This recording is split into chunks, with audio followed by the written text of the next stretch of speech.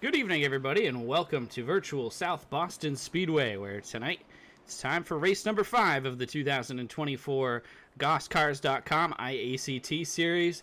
I'm Nick Mumley. Joining me tonight, Michael Stridesberg from our broadcast booth. And Michael, you can see the cars are on track. 150 laps tonight at SoBo, and it's ready to set some qualifying lineups here with the 15-lap heat races. Indeed. 4 heats tonight. Started on the pole of Heat 1 is the 45X for the 8-time ACT champion Brian Hoare, then the 16Z of Dylan Zullo. Jason Pelkey back at it this week in the 64, then the 66 of Mike Young, the 17 of Kyle Goodboe, the 6 of Kyler Davis, Richie Murray, and Caden Fisher rounding out the grid for Heat 1 as we take the green. And we're off and running from South Boston. Big one here tonight, race number 5 of the 2024 season. Getting one step closer to crowning our champion for this off-season iRacing series. So glad you could join us here tonight on our ACT YouTube page as we see a fight for the lead between Dylan Zullo, the 16 car on the outside, and on his inside, that's 8-time ACT champ Brian Hoare in the 45. Indeed. Top 5 qualify to the Goss Jeep SoBo Shootout 150 tonight as Dylan Zullo gets it done on the high side. Brian Hoare settled into the second spot. Then it's Jason Pelkey, Kyle Goodboe, and we have got a tussle here for the final qualifying spot as they bump off of the turn. Goodboe able to hang on to it.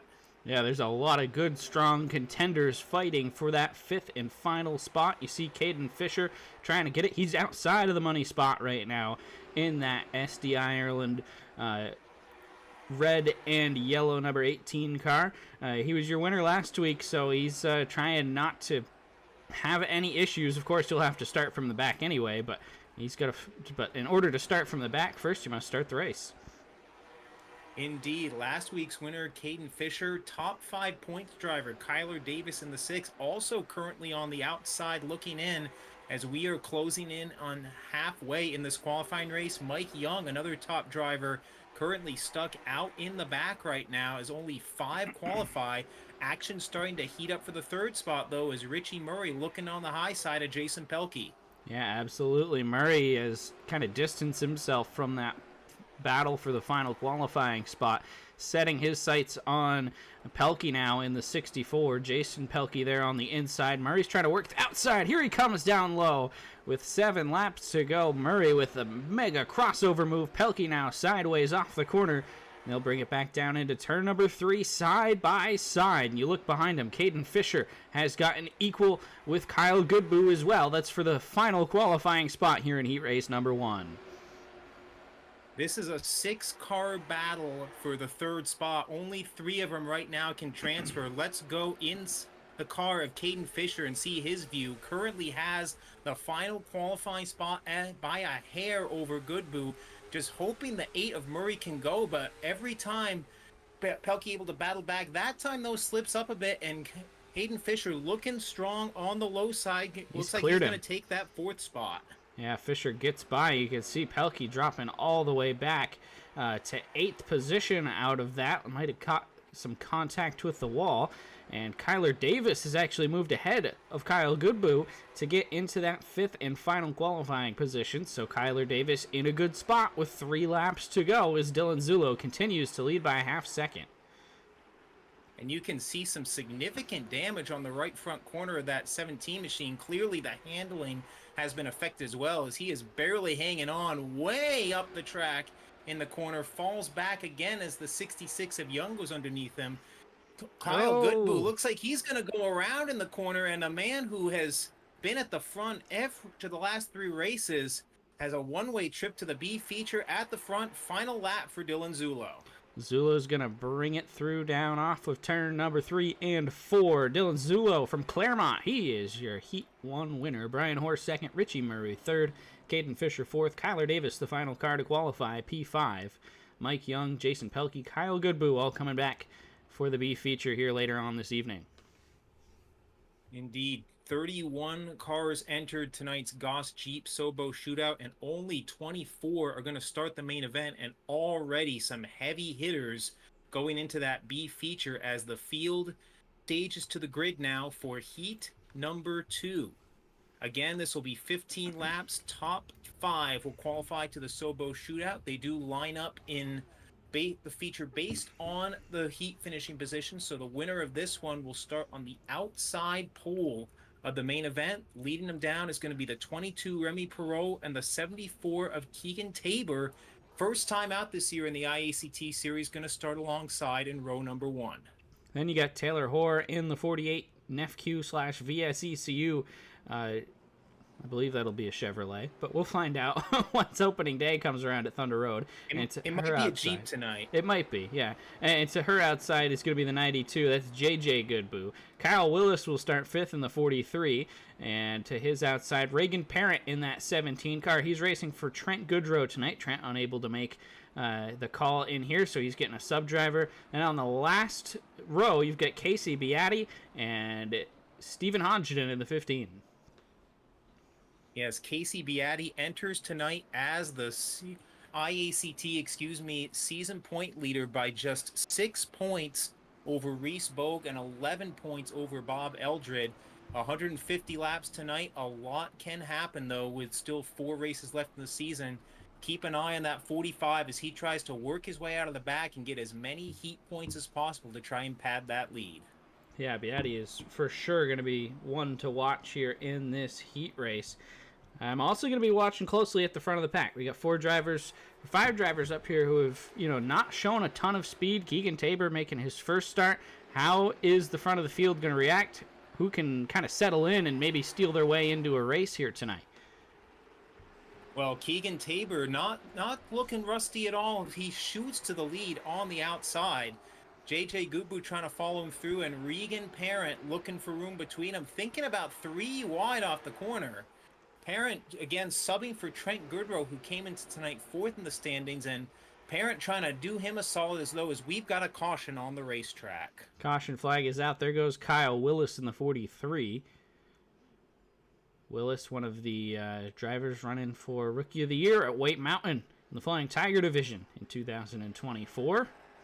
It's a name I'm sure we'll all get to know a lot more as the season goes on. He's been racing in 4-cylinder divisions for a very long time, and now making the jump up to the Tigers in 2024. But he spins here off the corner.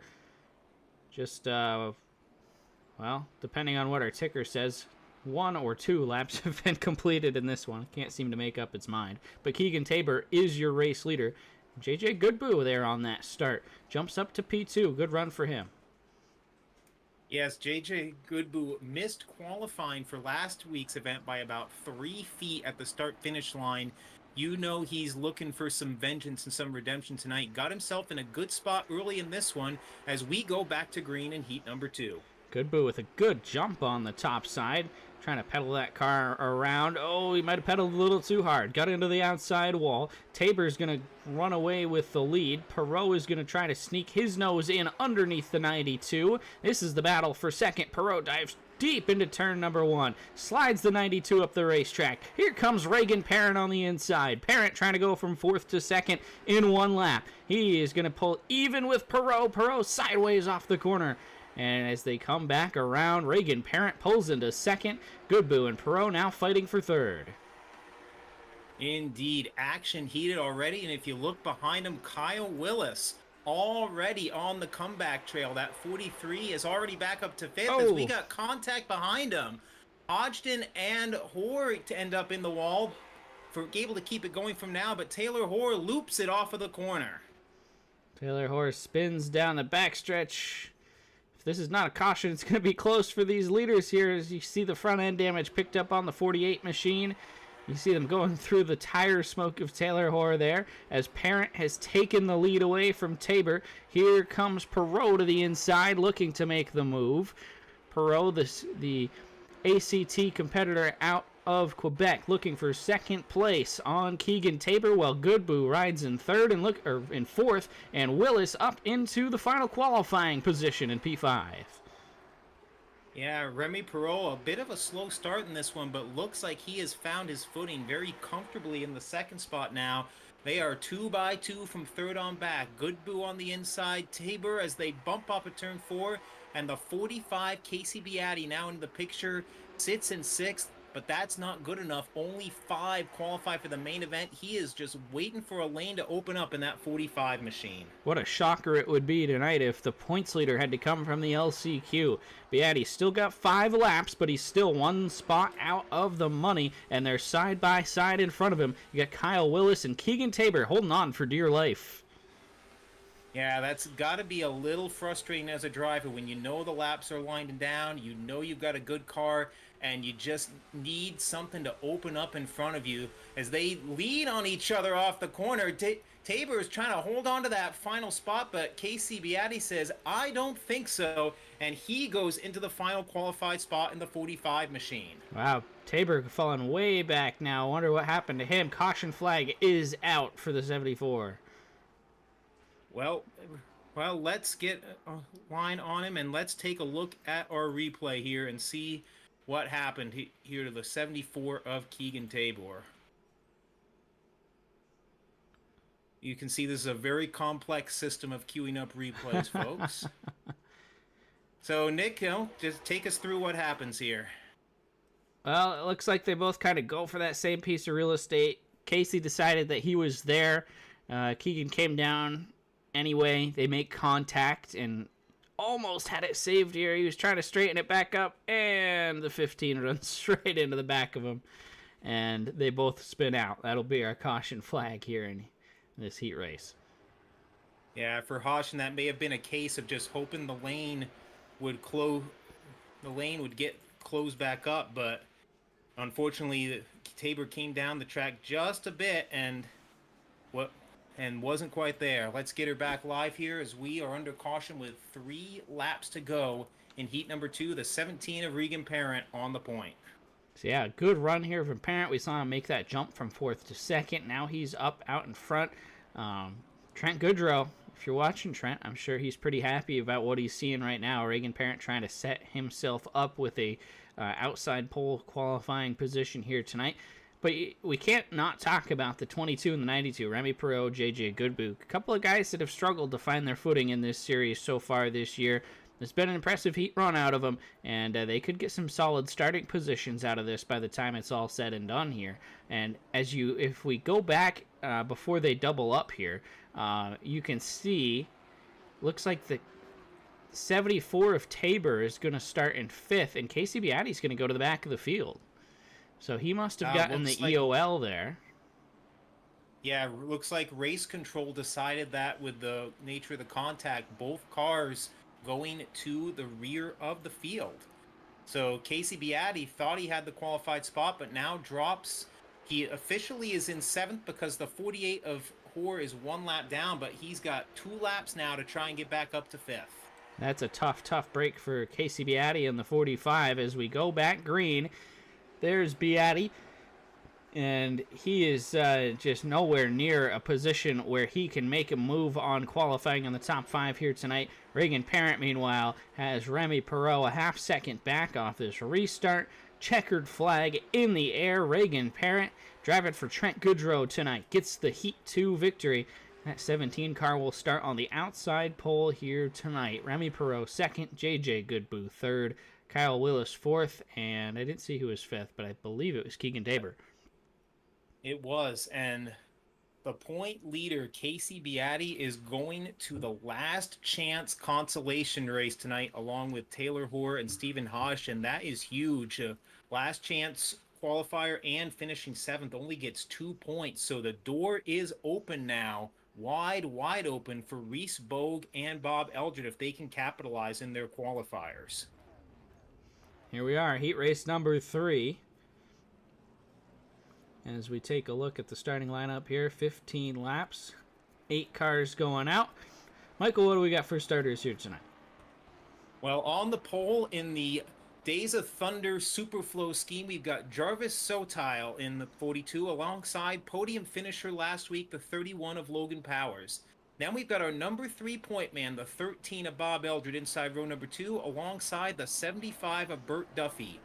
The 03 Nathan Wenzel, the reigning Division I New Hampshire State Champion, starts in 5th. Then the 13 of Idelphia on the final row. Jeffrey Champagne in the 01 and the 69 of Aiden Young, a pair of strictly stock mini racers from the White Mountain Motorsports Park, will round out the field for heat number 3. Again, 15 laps. Top 5 qualify to the Goss Jeep SoBo Shootout 150, and everyone else goes to the last chance consolation race. There you heard it. It's going to be fun. The first 2 heat races have been a battle for 5th. Not so much fights for the lead in these heat races so far. We'll see if Heat 3 is any different as Jarvis Sotile gets on the gas pedal and drives off. And look at the run from Logan Powers on the outside. He'll take over the lead down the backstretch.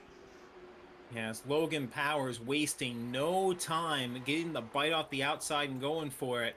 And the outside working for Burt Duffy as well. Takes 3rd away from the 13 of Bob Eldred. Eldred settles into that 4th spot, and they are side by side for the final transfer spot. You see Wenzel there in the 03, Delphia 13 on the top side. This is the battle for 5th. Like Michael said, last transfer spot right here. And you see Aiden Young trying to hold on there to stay in contact as Bob Eldred slips up the racetrack just a bit. And a bump from Delphia. Around goes the number 3-point man. Caution flag is out. Oh, man. We thought it was crazy enough our point leader ending in trouble, but Bob Eldred just gets a little bit of a tap from the 13 of Ty Delphia and goes around out of the 4th position. I don't think we need to replay that one, Nick. We definitely saw what happened up from there up above. That one was pretty self-explanatory. As we see the caution flag come out, there goes Ty Delphia. He's going to go to the back of the field. That'll put Aiden Young into a qualifying position. Champagne in the 01 will be 1 spot out in 6th. Then it'll be Eldred and Delphia bringing up the rear here when we go back to green. But still 11 laps to go. Still plenty of time for guys to get their way back up towards the front and into the top 5. I guess that's the silver lining here for Bob Eldred, is that it happened on lap 4 instead of on lap 13 like Casey Beatty's misfortune in the first heat race. Oh, absolutely, because as soon as Beatty got back going again, there was no chance for him to make any sort of moves. He couldn't build anything. So much better luck for Bob if you're going to have something like that happen to you. And we're back to green flag racing here, and once again, Logan Powers off the second corner, getting away from Jarvis Sotile. And Bob Eldred wasting 0 time at all, already up to a transfer spot on the outside, but the 69 of Aiden Young, who's got wrinkles on both sides of the car after some early race excursions, fighting back on the inside groove. A lot of people looking to that outside, so if someone can make the inside work, that might be a wide open spot to try and make some hay here. Yeah, and I think practicing up on the outside, getting laps in up there is really good, because I believe as this race goes on, I think we'll see the top become the dominant place to be on the racetrack. So, I think it's good for a guy like Bob Eldred, who we've seen kind of not really contend for wins, but just methodically make his way up through the field and contend for podiums at the end, getting the results rather than, running up front all day. I think that's good practice for Bob to, kind of feel out that top groove, get a good rhythm going, and see what can happen here. But obviously, he's still in 5th. First things first, you got to make the race. Indeed. Remember last week, Bob Eldred ended up in the last chance qualifier, had to make it in through there, drove up to a 4th place finish over the course of the event, so he can make it work in long distance events. But you don't want to be starting back around 22nd if you don't have to be. So right now, Bob Eldred has a qualified spot, but looking to the inside, there's Ty Delphia trying to take it away from him inside of 5 laps to go. Delphia running aggressively on that inside lane. You got to see off the corner, that's where it's so tough to run side by side here at SoBo. These cars can kind of drift up into one another. You're the top car. The car can kind of finally catch grip when you're trying to really put some wheel into it to get it to make the corner exit. You can slide back down to the inside car there. This is tough, difficult racing to run side by side here. A lot of different things can happen, and right now it looks like nobody's really got an advantage. Now maybe the 13 Adelphia getting a bump. Oh, he's up the track and he slide jobs Bob Eldred with 2 laps to go. Oh man, we could be looking at potentially now 2 of the top 3 points going to the B feature as we are approaching the final lap. Powers just really kind of cruising there in front. And the battle right now is for the third spot between Burt Duffy and Nathan Wenzel as they hit the backstretch for the final time. Duffy and Wenzel fighting for third. Eldred now, did he get into the back of the 13 car? Logan Powers off the corner. He's going to get the win. Side by side, Delphia's going to get the spot. Actually, that was for the 6th spot. It looked to me like what happened, Nick, is that Eldred may have gotten into him and had to back out of it to correct the car and ended up barely holding on to the 6th spot, it appeared in that. So Delphia gets the final transfer position. My goodness. So for the second straight week, Bob Eldred's going to have to come in from the LZQ. Not the, one of these days he's going to want to actually get a good starting spot in one of these races, as things just haven't necessarily been going his way over the last couple of weeks in qualifying. At least the races have been. And Nick, we can tell you something else is too. The final heat is on here, and it looks like gave him as much time as could, but our number 2 point man, Reese Bogue, is not going to make it tonight. Wow. So absolute carnage at the top of the standings right now in the GossCars.com iACT Winter Warm-Up Series. Well, and I know Reagan Parent didn't, or Trent Goodrow didn't make it tonight, but Reagan Parent's racing for him. Reagan Parent's starting outside pole. We could see a 4-man fight for the points lead after the end here tonight if things continue to go the way they have been, as the final heat race makes its way onto the track here. Just 7 cars in this one. Indeed, and it looks like 6 as Corey Paya has not made it onto the field, so let's quickly take you through the field. The 01 Stephen Martin, the 38 Tyler Cahoon on row 1. Then it's the 04 Justin Prescott and the 19 of Michael Bennett, the former Stafford Speedway champion, in row 2. Final row is the 77 Andrew Hill and the hard luck king of the iACT season so far, the 78 of Ryan Nolan, as we go green. And look at the jump for Stephen Martin as he is away with the top spot. Just one driver will go to the LCQ from this race, so it's going to be a lot of jockeying for position, trying to get better starting spots for the 150 lapper here later on this evening. But just the last place car will fail to qualify, at least for now, through the heat race for the Goss Jeep SoBo shootout here tonight. So you see this battle for second. It's Tyler Cahoon 38, Justin Prescott 04, and then battle for 5th position. This is the last transfer spot. Well, these two guys both securely in the race. You see the 78 of Ryan Nolan. He's on the bubble behind him in 6th. Indeed, Ryan Nolan. Unfortunately, that would be like symbolic of how his season is going in iACT. If he ends up in a race where only one car goes to the last chance qualifier and he can't find his way out of the box, but that is the situation he's facing now. Still time, about 11 laps to go, but he's got to hope a lane opens up here soon. Yeah, absolutely. It's tough to make a move when you've got 2 cars running even side by side like that. Andrew Hill makes the moves down there. Looks like he might be able to grab the spot away from Michael Bennett in the 19, but look at Bennett jump right back up topside. Now tight squeeze into turn 3, or turn 2 rather. No, that was turn 3. SoBo's tough to tell. But and either you can way, see up ahead that we now have a battle for the lead. The 04 of Prescott to the inside of Stephen Martin. Martin trying to hang on the outside. Oh! They get hooked off the corner, and the field piles up coming to the line. Oh, man. Did anyone survive that? I think maybe the 19 of Bennett came out with no damage, but look at Prescott. There's smoke coming out of that car. Oh, gosh. Yeah, that was a hard hit. Let's back it up here and see. This is a wreck. At the overhead view of what happened in this one. This is a wreck so big you need the blimp to cover it. Well, you see Prescott, he's running low, and he's coming up. The 01's coming down. 01 gets a good drive off the corner, and the right hook, and there goes Prescott. He kicks the 01 back out in front of the track. Cahoon is there. Andrew Hill piles in. Ryan Nolan. And you see the 19. Bennett just stops, and he's the only guy that makes it through. Indeed. The good thing those virtual brakes worked on that 19 machine.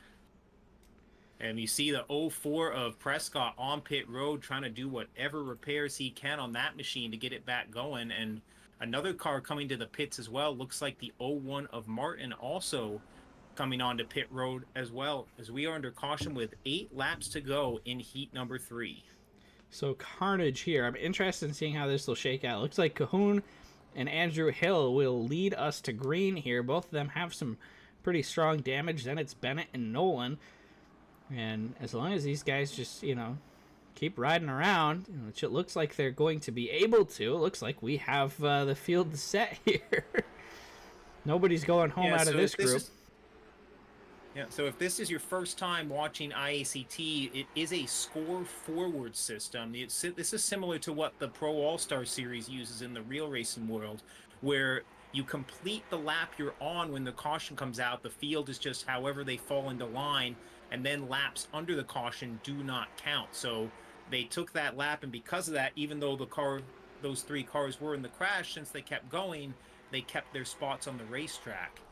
And if you look on the ticker, you see that while Prescott is in the pits, Stephen Martin has made it back out. So even though he's 2 laps down, he's just got to ride laps here, and he is going to be in the show without going to the last chance qualifier. Yeah, and how about the bad luck for Justin Prescott? I mean, he had just about completed the pass for the race lead in the heat race, setting up for a top 4 qualifying position, and gets into it, and now he's going to have to come in through the LCQ. Just a huge change of events for him as we go 4 laps to go here. And Andrew Hill in the 77, all damaged up and everything. He's off with the lead as Ryan Nolan is up to second. Indeed. They've got a few battle scars on here, but the cars are still driving solid as Andrew Hill, the multi-time Thunder Road Championship crew chief, leads it. Nolan second, Bennett in third, and then you've got Cahoon and Martin, who both seem to content to just take their qualifying spot and let these guys fight it out at the front of the field. Yeah, absolutely. As Nolan and Hill are off here. Bennett, Cahoon running third and fourth. Nolan might make a charge here, just the way that his season has gone, trying to, recoup some of the losses that he's had. And you see even a little bit of damage on the 78, but he's running strong here in this 4th and final heat race. Coming off of turn number 4, checkered flag is out. Goes to Andrew Hill in the 77. Ryan Nolan second. Mike Bennett third. Tyler Cahoon. Stephen Martin, your qualifiers. Justin Prescott's going to have to come back for the Consi, which is about to start. Indeed. 15 laps. Top 4 will qualify to the rear of the Goss Jeep SoBo shootout. And everybody else, we hope to see you next week. And we can actually tell people, Nick, we do have a schedule change. We're going to be going a little someplace different next week for race number 6 in the iACT series. Yeah, rather than run it again at Oxford, we are going after... the first race at Oxford did not really go all that well. We will instead be headed to a much faster, much larger, and, well... I would say older. Yeah, probably older than Oxford Plains Speedway. Racetrack in Nashville Fairgrounds. Old bumpy. I call it the Darlington of short tracks. It's a tough old place, and we're gonna have 75 laps around there. I believe it's 75 next week, and that'll be a lot of fun. I think it will, but first things first, last chance qualifier for the Goss Jeep SoBo shootout. We'll take you quickly through the field. Mike Young, the 66, the 15, Stephen Hoshner in row 1. Row 2 is the 69, Aiden Young, and the 04, Justin Prescott. Jason Pelkey and the point leader, Casey Beatty, in row number 3. Then the number 3 point man, Bob Eldred, the 48, Taylor Hoare. Final row, the 17 of Kyle Goodboo, the 01 of Jeffrey Champagne. 10 cars, 15 laps. Only 4 will make the starting lineup, and a lot of top drivers and heavy hitters in this one, Nick. Yeah, how about the majority of the drivers that we've seen run up front in this iACT series throughout the 2024 season? I mean, you're talking Justin Prescott, Casey Beatty, Bob Eldred, Kyle Goodboo back there. A lot of heavy hitters in this LCQ. Mike Young, Aiden Young, the 64 Pelkey, they're all going to be working to try to hold them off here. Indeed, and the outside was the place to move early, and Justin Prescott decided that the disaster in the heat wasn't quite enough because he is down on the inside looking to take the lead again. This time he is going to get the job done off Here the corner. comes Beatty. My goodness, he started back in what, 7th, 8th spot, and now he's gunning for the lead. Wow. KCB, yeah, he definitely is. Seems like the failing to qualify in the heat has lit a fire under him because he is all over the 04 Justin Prescott. Behind him, we'll also keep an eye on the battle for the final qualified spot. The 66 of Mike Young has it. Behind him, the 13 Eldred, your number 3-point man, and the 69 Aiden Young, who came into tonight 8th in the points, both trying to find a way around him and get a spot in the field. Kyle Goodboe back there as well, trying to find his way in. 10 laps to go. Bob Eldred now working the high side, looking for that 4th and final spot. He's got it down the backstretch, trying to pull away with another good run off the corner. Talked about the outside lane coming in as more tires hit this racetrack throughout this virtual day here at SoBo. And Bob Eldred off the corner. He's clearing away with 4th. And behind him, Kyle Goodboe, another driver who's been having a stellar season. He missed the opener because of high school basketball, but still entered tonight 7th in points. Right now, though, he is 1 spot out of the money. He holds the 5th spot, and as we approach the halfway point, he needs 1 more to make the show.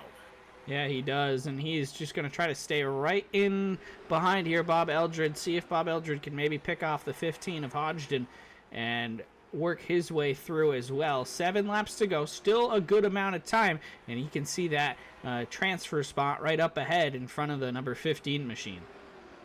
Indeed, and on the outside, here comes Eldred taking over the 3rd spot. Hodgson trying to fight back on the inside, but the High Line Handsome is the place to be. Eldred goes to 3rd, and right behind him, Kyle Goodboe as they lean on each other off the turn.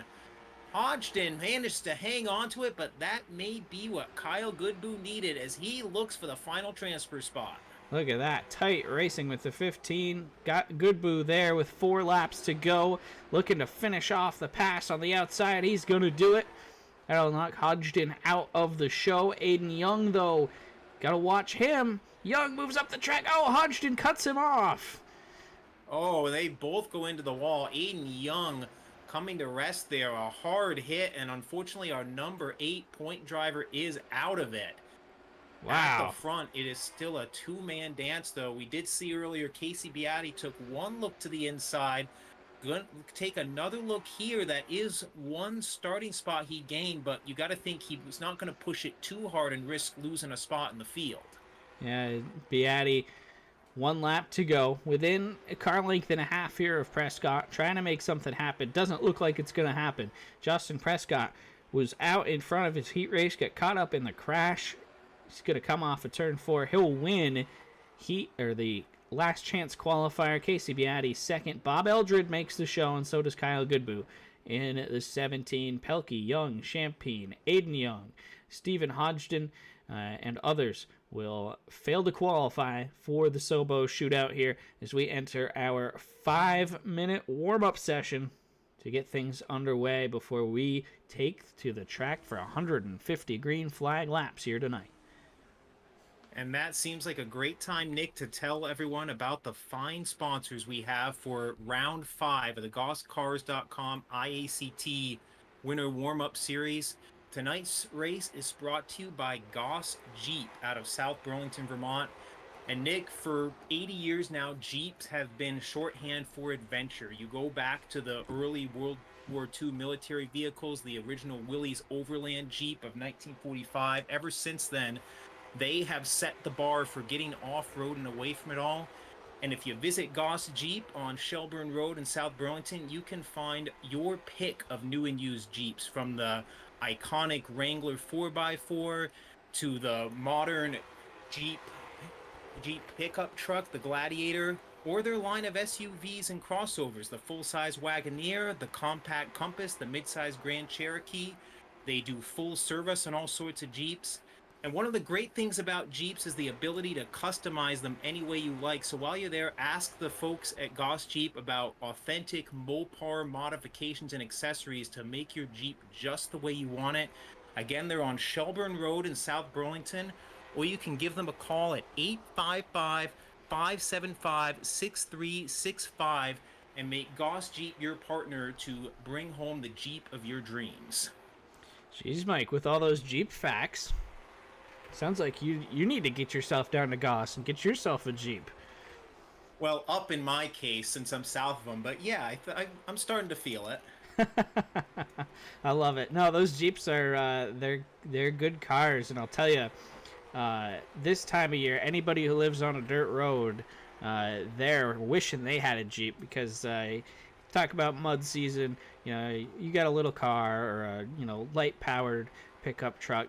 You know, you're struggling this time of year because there's mud everywhere. Now we just had a snowstorm if you're in New England, and you know the weather is not fun. The back roads are not fun. You get yourself a Jeep, you don't have to worry about that ever again. Yeah, I mean, I went to visit my dad the other way, and he's only about 200 or 300 feet onto a dirt road. And my little four-cylinder, I had to slow down to like 15 miles an hour because of that little stretch of dirt road and the way it is this time of year. I bet in a Jeep I would have just flown over that thing and probably just done a three-point landing in his driveway. We are also brought to you tonight by the the fine people over at RKM Setup Shop, giving us the setups for the racing here tonight. We've seen some great racing in the heat races. 150 laps coming up for the feature. RKM Setup Shop, owned by Ryan Kuhn. You've seen him on the American Canadian Tour. You've seen him win the PASS championship. He is a former Kawicki driver development program participant. He can get down the racetrack, but I'll tell you, as good as he is on the racetrack, his real talent is iRacing. This kid is incredible at iRacing, and he's shared his talent and knowledge on this great simulation service with RKM Setup Shop, providing setups for all cars across iRacing, and the RKM setups custom for the iACT Winter Warm-Up Series are in these cars tonight, as you see them racing around the racetrack now, and you'll see them for 150 laps here in just a few moments. Michael, one more minute to go before we are racing. What are you looking for from this race here at SoBo this evening? I mean, I think long runs are going to decide this because you can see on the tower right now, everyone's fast. Your top 15 cars in this warm-up were within 0.2 of a second of each other. But over a course of a 150-lap race, it's the longest race of the year on the GossCars.com iACT series. Who is going to best be able to take care of their stuff and be there after they have 50, 60, 80 laps on the tires? I think that is going to make the difference in who's contending for this at the end of the day. Yeah, absolutely. And the other thing I'm going to be watching for tonight, aside from the tire wear, which is going to be very important, will be staying ahead of the racetrack, right? You want to be proactive, find the right line. The track's going to change over the course of the day. The inside lane will start off dominant. You'll probably get some runs going on the top side later on in the race. It might switch back when you switch your tires out. You get new tires, you might want to be ripping the bottom again. But as those tires wear out, I think we're going to see these guys kind of migrate to the top. And you got to be proactive. You can't be the 5th or 10th guy to find your way to the top line. You got to be one of those first couple of guys if you want to make your way up through the field and gain that track position, which is going to be very valuable tonight. As Larry Mack has said many times, when you follow the leader, you follow the leader. Absolutely. Well, we are getting ready to go racing here. 150 laps on the scoreboard. The starting lineup is set and on the pole. In the 16Z, that is Dylan Zulo. And to his outside, Reagan Parent driving tonight for Trent Goodrow. Goodrow, your 4th place points man, he did not make it here in time tonight, so Reagan Parent will be his substitute. Logan Powers starts 3rd. Andrew Hill will roll off 4th. Starting 5th, the 8-time ACT champion Brian Hoare in the 45X. Alongside him, the Series ACT racer Remy Perot in the 22. Then you've got Jarvis Sotile in the Superflow Motor Oils number 42, and the 78 of Ryan Nolan will start outside of row 4. On the inside of row number 5, that's going to be the 8 machine Richie Murray. And to his outside, that is where we will find the 19 of Michael Bennett from down south in Connecticut. Then it's Nate Wenzel from New Hampshire, Kyle Willis, the Flying Tiger competitor at White Mountain Motorsports Park. Moving further back in the field, you got Bert Duffy in the 75, Tyler Cahoon, who's racing full-time late models this year at White Mountain. Then we've got the 6 of Kyler Davis, your number 5 point man, the 01 of Stephen Martin, the former co-rookie of the year, I should say, at the Thunder Road Speed Bowl. Back in the field, we got the 13 Ty Delphia, the 45 of Casey Beatty, Justin Prescott, 17 of Kyle Goodboe, then Bob Eldred, and JJ Goodboe, and somewhere back there is going to be the 18 of Caden Fisher, last week's winner, as we go racing in the SoBo Shootout. Here we go. Green flag is out as we bring it to green. Up out in front, Dylan Zulo. Looks like he's going to get in front of the 17, Reagan Parent, as they move down through the corners here. Looks like we have some sort of error going on our ticker. But Zulo is the race leader, with Parent second. Logan Powers is third. Indeed, and now the ticker gets itself sorted out, as it must have thought we had a week off or something there, Nick, but we've got it sorted out. Powers in third, the 77, Andrew Hill in fourth, and behind him we got trouble. The 42 of Sotil in the wall, and the field piles in behind him. Oh my goodness, there's Remy Perot, who had such a good qualifying heat race. Somebody flip him over. Sotile, he's done. Jarvis Sotile had a good starting position. See all the smoke coming out of that machine. He's done. You see last week's winner, Caden Fisher, is involved in this. Let's take a look back at the carnage. Indeed. Well, and I gotta say it. 42 just lost broke it. Loose on him, Nick. Yep. 42 just lost it. These cars are tough to drive in those first couple of laps. And Perot piles in and it's off and the races. 42 gets in the wall and just bounces back in the field. Ryan Nolan, if he didn't have bad luck, he'd have no luck at all in that 78. Kyler Davis takes a big hit in there as well. He could not afford to have that happen.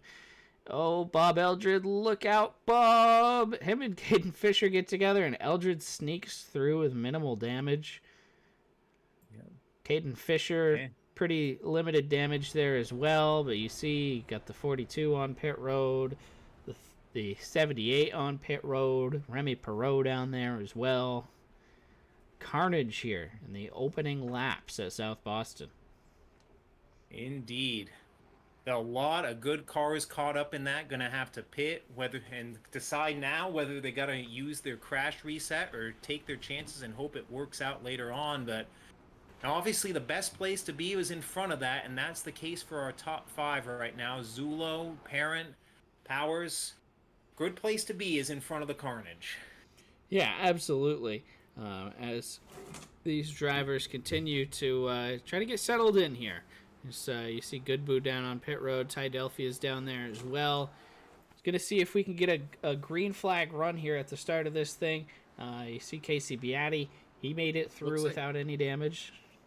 Indeed. So that a big break there for the 45. Got a tough break in his heat race, but gained a bunch of spots right there. But just by being able, honestly, in his case, just being far back enough that he was able to get on the brakes and avoid running into anything. Yeah, absolutely. Good break for him there. Sometimes you get lucky when you're running at the back of the field like that. Not very often, but sometimes. As the field doubles up, we're getting ready to go back green. It's Zulo and Parent leading us to the flag. They will try it again as they go past the line with 4 laps complete. Zulo again with a great break in that 16 goes to the point. Parent trying to cross over there, but Zulo a little too strong for him, going to hold on to the top spot. We saw Dylan Zulo get a strong podium finish a couple of weeks ago. Didn't hear from him a whole lot last week, but good to see him back up running at the front of the field as we zone in on this battle for 4th. That's Andrew Hill in the 77, the crew chief for Jason Corliss at Thunder Road and on the ACT Tour. Brian Hoare, the 8-time ACT champ, to the inside of Andrew Hill, looking for 4th position. And behind him, they are side by side as well. The 8 of Richie Murray, who wasn't able to make it last week, but a very strong runner out of Rhode Island. And the 43 of Kyle Willis having his one of his better runs of the year early on, keeping the nose inside of him as they battle for that 6th spot. Yeah, Willis has been strong all day. We saw him have some problems. Oh, and I think we had a car spinning down pit road there. Going to stay green as they continue to fight inside the top 10. Willis having a good, strong start to this day. We'll see if he can put the finish together. Same with Richie Murray. We obviously didn't have Richie last week, but he's run well when he's been here. Gotta figure he's going to be a contender inside the top 5 here as this race continues. And taking a look back, look who is already up to 9th. Nick, the 45 of Casey Beatty. He is just flying in that Jones Utilities machine. Yeah, that's not super shocking.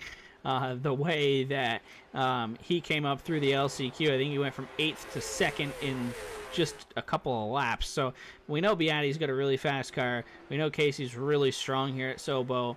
I'm not shocked if even after all the chips were kind of stacked against him through the qualifying heats and the LCQ, I'm not shocked if he's right up there at the end of this thing and being in contention to win it. Indeed, and we'll also check on our winner last week. The 18 of Caden Fisher got a little damage to the right front, but it doesn't seem to be affecting him too badly as he goes inside the 01 of Stephen Martin to take over the 11th spot. Fisher missed the first couple of races this year on vacation in Florida, but he is strong, and if we look at the front, we have a new leader in this one, Nick, and it's the 17 of Reagan Parent. Reagan Parent taking over the top spot. Now you see Logan Powers has worked his way into about a half-second gap of that race lead, running down Dylan Zulo for 2nd. And Brian Horace through to 4th for the moment. No, maybe Andrew Hill's still up there on the top side, but Reagan Parent racing for Trent Goodrow tonight. He's got the race lead here on lap 16. Indeed, a very strong run early for that 17 car as they continue to duke it out for this 4th spot as they are coming up on a lap car, and Brian Hoare is going to use that as a pick to finally secure the position. Andrew Hill had to get off the gas big time, and it cost him as he's sliding all the way back, but a caution flag is out on lap 18 of this one. The 74 get around, I wonder? It's entirely possible. But it does look like he's running straight No, there. He's right there. Okay. Yeah. Yeah. Yellow flag is out. I see maybe some damage to Nate Wenzel's 03 machine. Well, I mean, a lot of cars definitely had some damage for that first wreck. So for sure. You don't want to. We do see the 78 of Ryan Nolan dive onto pit road there. And let's go into our pit lane view. We can see the 92 of JJ Goodboo in the pits as well. And others towards the back of the field. Getting some additional service on their cars as we are under caution with 18 laps complete in this one.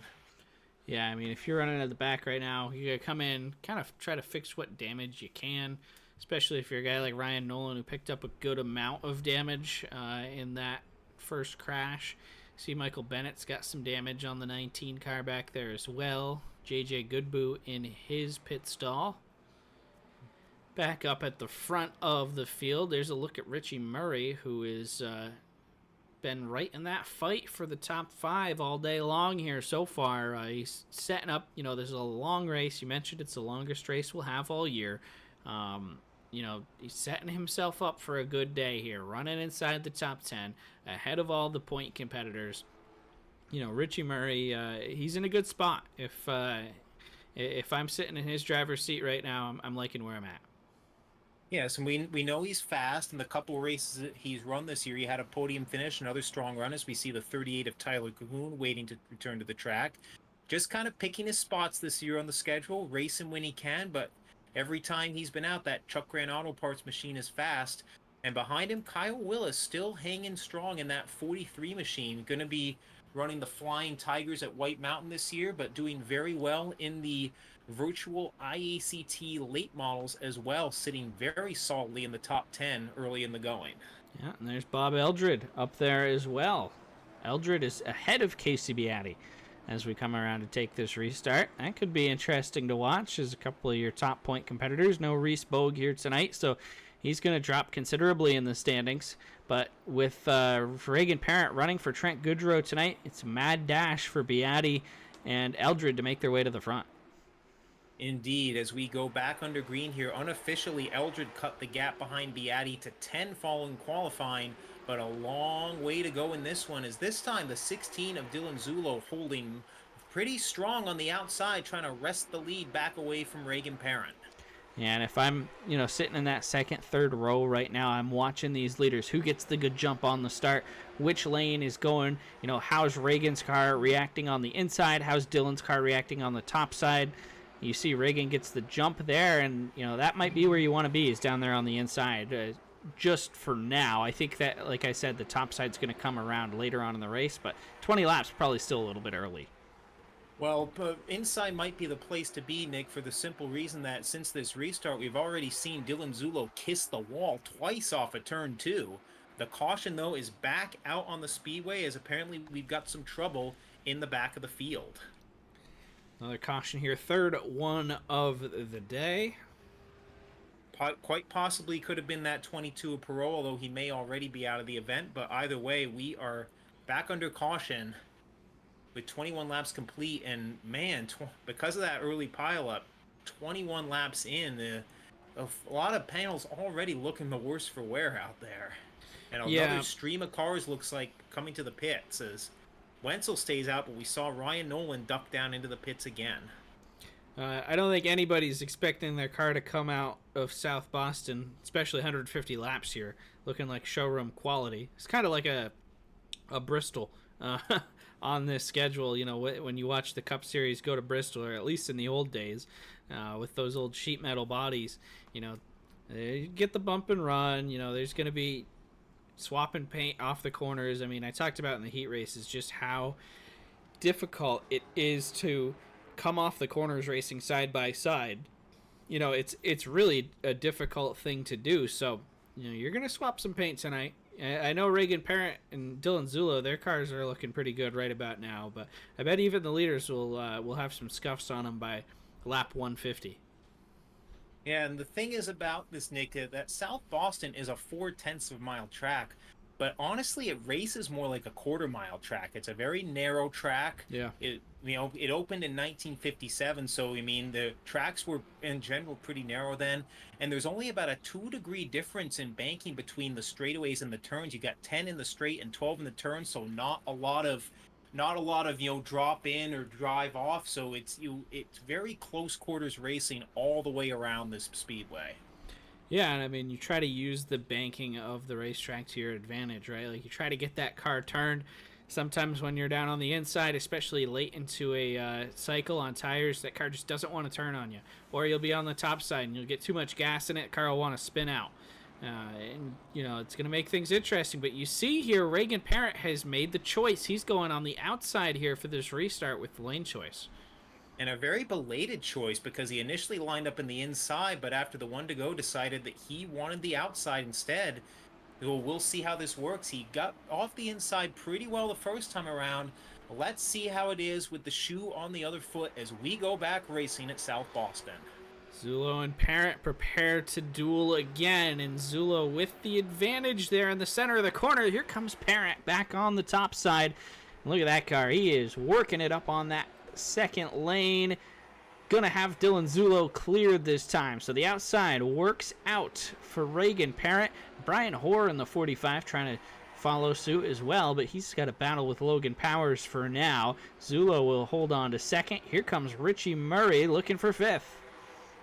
Indeed, Richie Murray trying to make it work on that high side. Let's go inside the car with him, as he has got cars all around him, side by side in front. The 77 Andrew Hill on the bottom, just waiting for a ray of sunshine there in that 8 machine. Yeah, and this is a time in the race where you're sitting here saying, okay, this could be a green flag run. We've seen a couple long green flag periods the last couple of events. In the event that tire wear is going to become a major factor here, when I'm boxed in like this is when you want to save your tires.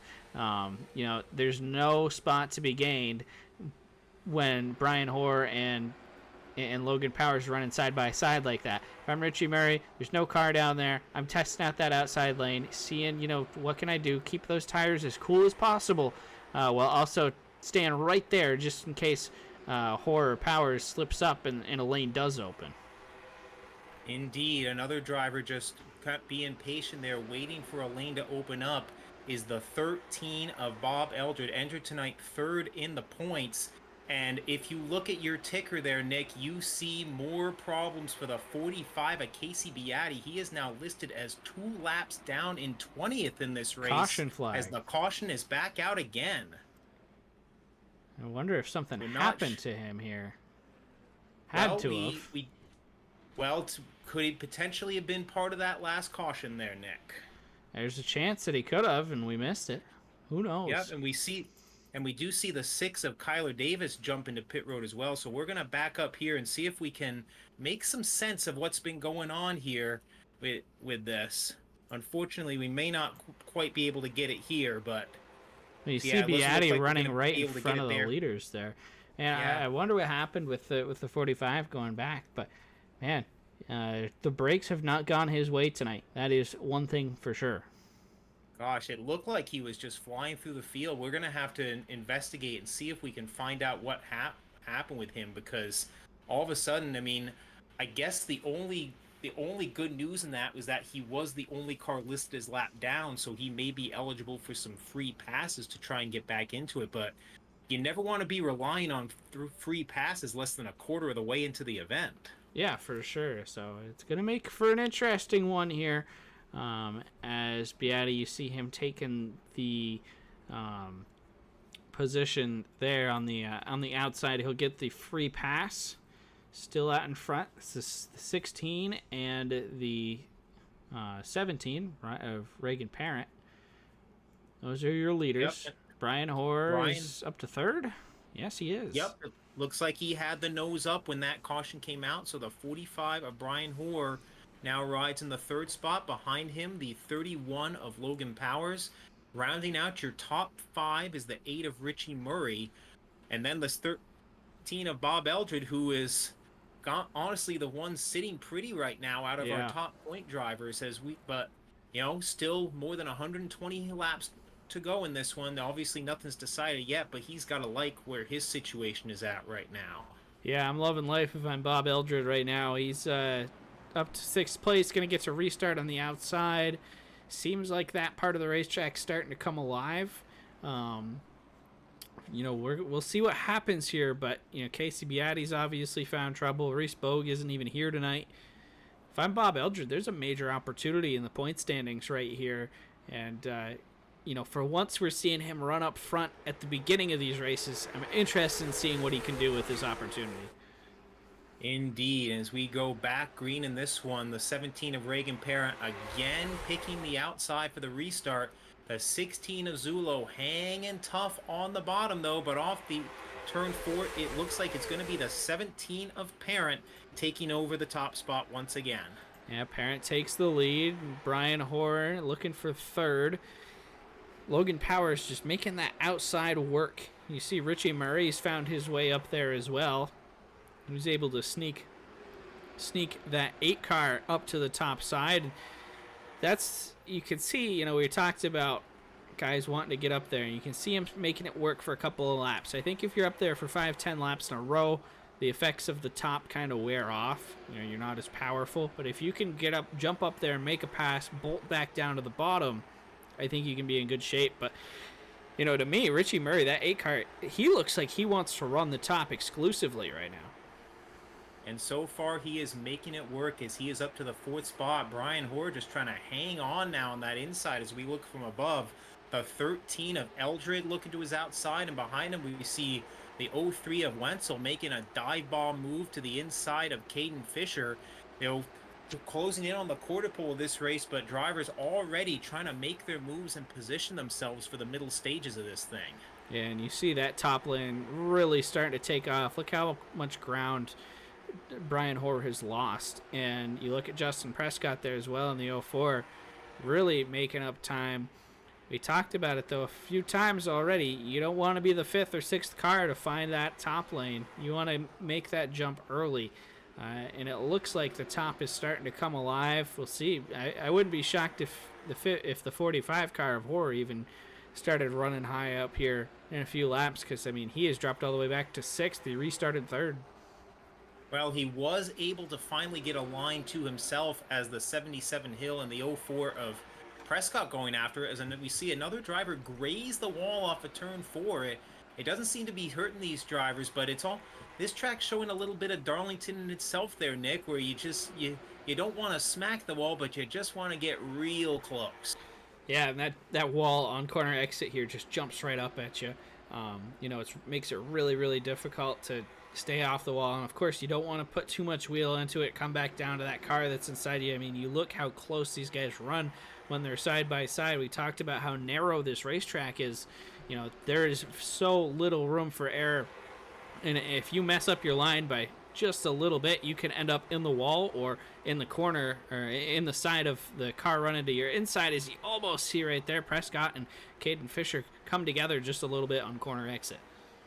Indeed, Caden Fisher was trying to do the old outside-inside move where he completes the pass on Hill and then dives to the inside of Prescott, but could not quite make it stick there as we settles back into the 8th spot. We can also update folks, Nick, that we saw the 6 Kyler Davis with a lot of damage earlier. The number 5 point man is officially out of the race. So another top point driver in trouble in this one. It's a tough break. The 45 Casey Beatty currently rides in 19th. The last car on track, he's 1 lap down. Currently, the other 18 cars are in the lead lap. So Casey Beatty's got to hope that a caution comes out before the leaders start getting into traffic here and could jeopardize his chances of getting that free pass. Well, and that's the thing, is that, Casey's got over 100 laps here still left in this race. If there's any race that you're going to drop 2 laps down in, make it be this one, right? Your longest race of the season. He has, he's not in a horrible spot. His night is not over. Don't be shocked if Beatty's up there, runs top 10 in this race. I'm not even going to say I'm completely taken aback if he finishes top 5 in this race, because, we've seen he has the speed. The car keeps getting set back. He keeps having issues that, take him further and further out of contention. But right now, as long as he drives a mistake-free race, he should get another caution flag here in 105 laps. And he should be able to get fresh tires, drive up through the field. So, I mean, I'm not counting Beatty out of this by any means, even though he's riding 19th a lap down right now. There's just so much race left. And there is the caution flag, Nick, right on cue. With 47 laps into this one, the caution flag is out. Merry Christmas, Casey Beatty. Yeah, and I mean, this is a perfect situation for him. You didn't want to get too deep into a green flag run, get to the point where, we're pushing laps 75, 80, because, at that point, every lap that you run on that green flag run without getting that lucky dog is more laps that are taken away from you and your opportunity to run your way back up through the field. Now, I mean, you look at any other race that we've had in this series, right? It's been on, 75 laps, 100 laps, 125. Beatty has come from the back before as a winner in this series. Now he's going to have 104 laps to come from the back in a 19 car field right now. I like his chances here to still put together a strong run before the day's over. Indeed, and we see the 78 of Nolan on pit road again, and you see the 45 Beatty taking his free pass. It looks like, other than cars that have been involved in incidents, everyone is staying out, Nick. So you do have to start to wonder, I mean, what lap range do you think we have to get in before we see some of these leaders potentially, start making pit stops and getting the set of tires they have in the pit area? I mean, if I'm driving in this race, if I can make it work, I'm waiting till lap 100. I want that final 50 lap stint to have super fresh new tires. I think the fall off here is enough to where, like, if somebody came in and got their tires now, that I think they would get pretty close to the lead pretty quickly as long as they drove smart up through the field. But that kind of plays against you as the race goes on and gets closer and closer to the end, right? Because we're 50 laps in, just about. You're going to have 100 laps on your tires by the end of it. You're not going to have a chance to win. Really any time after lap 80, 85, I'd consider it. But in a perfect world, I'm waiting until the last 50 laps. Give me a caution right at lap 100. Let me come in, get my tires. Give me 50 laps to work my way back up to the front. Well, that is what Nick Mumley would do, and we will see how it plays out. In the meantime, we've still got more than 100 laps left on the board in this one, as we're ready to go back to racing. Reagan Parent, the 17, again going to choose the outside, as we are back under green in the Goss Jeep SoBo shootout. They go wheel to wheel in turns 1 and 2, but the Reagan Parent just too strong on that outside, and the 8 of Richie Murray going to look to follow him around. Reagan Parent is having a great night here tonight. He got taken out last week. Didn't get the finish to show for the race that he had, but tonight he's making up for it. He can't be involved in a wreck while running up in front unless something happens in front of him and he drives through it. But now you look to the right behind him here, this battle for second. We talked about how good of a spot Richie Murray's been in all day long. Now here he is, second place, really putting on a charge here as we hit the 1/3 mark in the SoBo shootout. Outside line working again as the 31 of Logan Powers. He had been working on Zulo before that caution, now is able to get around him on the outside and take back the 3rd spot that he just lost to Richie Murray. And Brian Hoare, the 45, now has finally gotten a chance to work the outside. He's trying to put good on the comeback trail in that 45 machine. And we saw Brian drop from 3rd all the way back to 6th, now fighting for 6th position with Bob Eldred. Eldred, he was on his way to the front, making a charge, kind of stalled out on that last run. We'll see how this car, that 13 car, handles as the run goes longer and longer. But Eldred now is kind of stuck on the inside. I think he'll probably have to give this spot up here to Brian Hoare when it's all said and done. Oh, got a little loose there off the corner as they touched, and he is going to surrender the spot. Now he's just got to try and get it back in line. But Nathan Wenzel having something to say about it as he puts the Simacue machine to the outside. Eldred, though, is able to get up in line there in the 6th position. And you see these guys, it's almost like, once again, almost like Darlington. Everybody's up to the top of the racetrack now. That outside lane, that's the place where you want to be. We've seen it come alive here. Will it continue to stay like that? Will the outside lane come back in when the fresh tires come on? That's going to be the interesting thing to see. And the drivers that are willing to test that theory might have a good opportunity to gain some track position as this race goes on. And now you look back here. Here is Casey Beatty, your points leader, making his way up through the field. Yeah, you can see some significant damage on the right front of that machine, which kind of answers our question about what happened to him.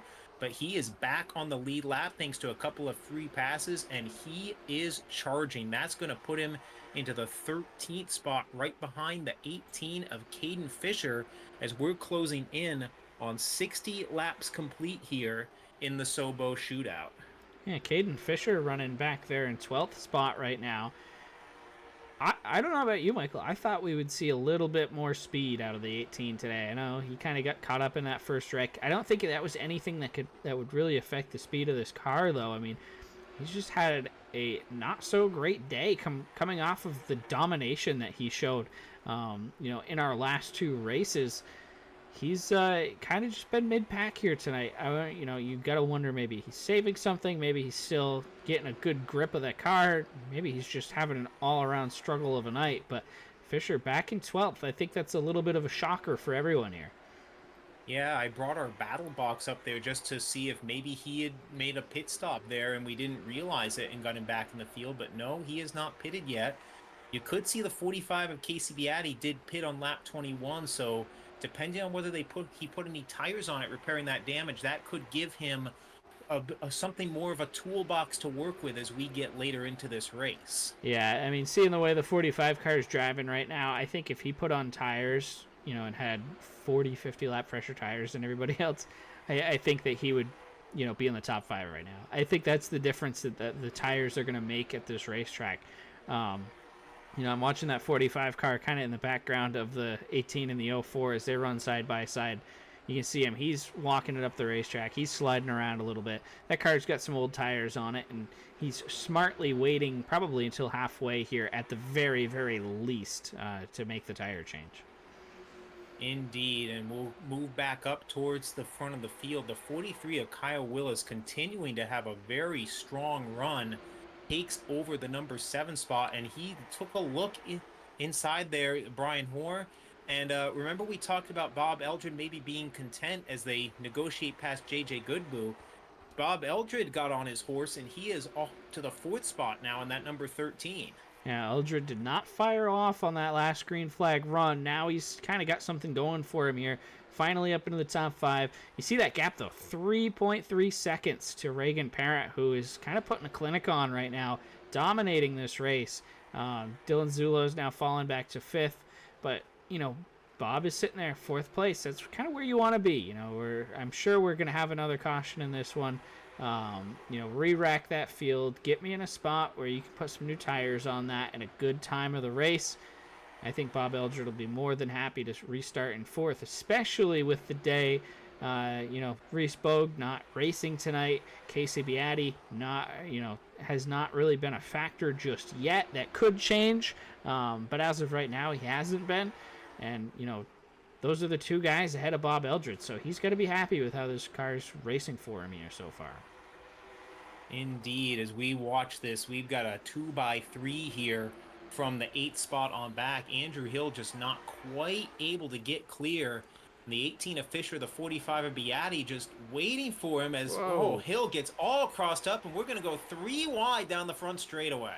Well, Caden Fisher, he's decided now's the time to make some moves, and this is a move that's going to put him into the top 10. Gets around Bert Duffy.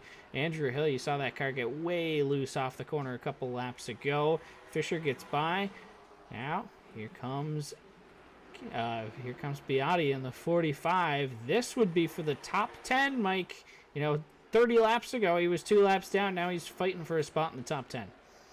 Indeed, you never count out the 45 of Beatty, and if his upcoming rookie season on the ACT Tour is anything like that, he is definitely going to be a man to watch once we get out of the virtual cars and into the real race cars.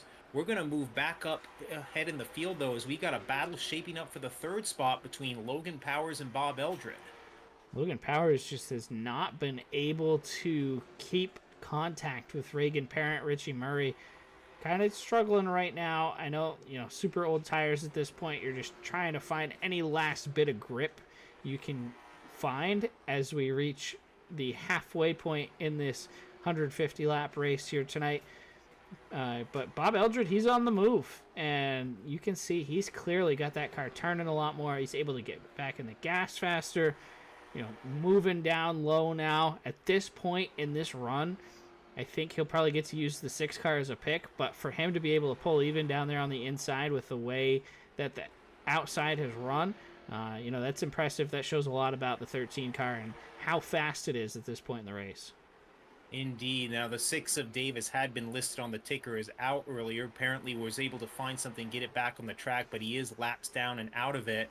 That does set the 3rd position to the 13 of Bob Eldred. Powers back to 4th. And look who is up to 5th, Nick, the 43 of Kyle Willis. Yeah, Kyle Willis having a career day here at South Boston. He's been good at this track in the past. Going back thinking about when he used to run with the Inside Groove iRacing Challenge all those years ago.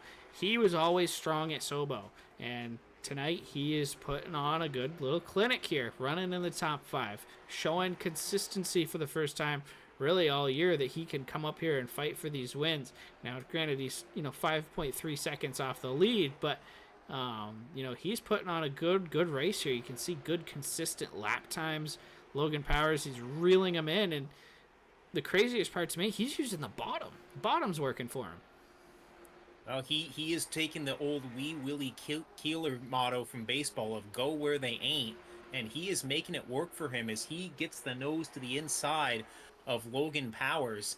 And don't look now, but behind him, you see on your ticker, Caden Fisher up to 6th and is definitely closing on this battle. The 45 of Beatty is now 8th. The cream is starting to rise to the top in this one as we are past the halfway point. Yeah. Caden Fisher, he must have heard us on the broadcast wondering what was happening, where the lack of speed was in that 18 car. But as this run has gone on, these tires have continued to get older and older. That SC Ireland Ford Mustang has gotten better and better. Fisher was running 12th just 20 or so laps ago. Now he's up into 6th place, and like you said, Michael, these two cars running side by side. We could be talking about Caden Fisher fighting for the top 5 spot here in just a few laps. And it's not just that, Nick. You can see from the times on there that in the last 5 or 6 laps, Caden Fisher has gained almost a second on our leader, Reagan Perrin. And now the caution is out, though, as we have problems here on lap 86 of the Goss Jeep SoBo shootout. Yeah, I think pit road's going to probably be a pretty busy place right here if I had to guess. Well, we are going to find out here in just a moment as the field gets reorganized following the caution. Yeah, I think, a lot of these guys are not going to risk, we've seen 2 back-to-back long green flag runs. I don't think they're willing to risk, another 30, 40 laps green flag, putting 120, 100 to 120 laps on these tires. Yeah, I think. Well, Nick, you can see that Regan Parent came in, and Logan Powers and a few others, but Dylan Zulo, Casey Beatty, or Bob Eldred looks like are staying out. So some mixed strategy here as under this caution flag. Yeah, this is going to make things very, very interesting. We've seen a lot of guys in this series, in these situations where some pit and some don't. And look at this. Dylan Zulo is going to come to the pits a lap late. Oh, wow. Oh, my. So possibly some crossed signals there where we wanted to pit and didn't realize the pits were open. But he comes into the pits a lap after everyone else. That's going to cost him a ton of track position, you would think. Well, that is certainly not going to be a decision that helps you win the race. Yeah, we'll see how they cycle through here, Mike. But, what I'm going to be watching now in this restart coming up, how do these guys kind of make their way through the field, right? We've seen so many guys this season in this series run up front, run top 5, lead laps, go pit, other cars stay out. We never see or hear from them again, right? That's kind of become a key in running well and winning races in this series is surviving that pit stop and then the resulting run up through the field. Indeed, we're still waiting for things to cycle through. The 38 Tyler Cahoon is on the track, the leader. The ticker is listing him as 1 lap down, so we are going to wait and see on officially who is listed as the leader until we have our waiver rounds and everything else. But for now, we do know the 17 of Reagan Parrott came to the pits, as did the 37 of Hoare, as the field is doubling up here. The 45 of Beatty also, we believe, stayed out as we get ready for a restart here at South Boston. Yeah, it's going to get interesting. And it does look like it was wave arounds for the 78 Nolan, the 38 of Cahoon. So Stephen Martin stays out and assumes the lead with Reagan Parent in second as we go back to green. All right. Reagan Parent, Caden Fisher, they're going to be in good spots right here, I do believe. Martin on the older tires. Reagan Parent getting a good run. Martin staying with them right here. Yep. You see, bringing up our battle box here so we can see that Stephen Martin pitted on lap 46. So he's got 40 lap older tires than everyone. But right now they're flying by him on the outside. The 18 of Fisher up to second. Richie Murray following him through for third. Yeah, absolutely. As we see them rolling here on the top side, Brian Hoare and Bob Eldred, Casey Beatty, all kind of stuck up there. Brian Hoare trying to force his way to the outside. Kyle Willis, though, how about that? The 43 is putting on a really good show tonight as he is denying that lane for Brian Hoare. Gets to the outside, and he is trying to stay or get back into the top 5 here, running 6th. Reagan Parent back up at the front of the field is a 0.2 of a second lead over Caden Fisher, who's made his way up through. Fisher with the beneficiary started 4th place on the outside. They jumped the 01 car of Martin on the older tires, and as they come around here to complete lap 91, it's Reagan Parent out in front. But for the first time tonight, he might have a challenger. Indeed, we could see on the tower ticker before the caution that Caden Fisher was running faster laps than him, but remember, those were on 85 lap old tires. They now have much fresher rubber on. We're going to see how it sorts out here on the fresh rubber, and then again see over the course of the long run as the tires wear if the 18 can recapture that advantage he had. Yeah, absolutely. Yeah, Fisher, I mean, yeah, you're right. He really showed that. Oh, we got trouble, Nick. You could see the 01 Stephen Martin going around in the background as the caution comes back out.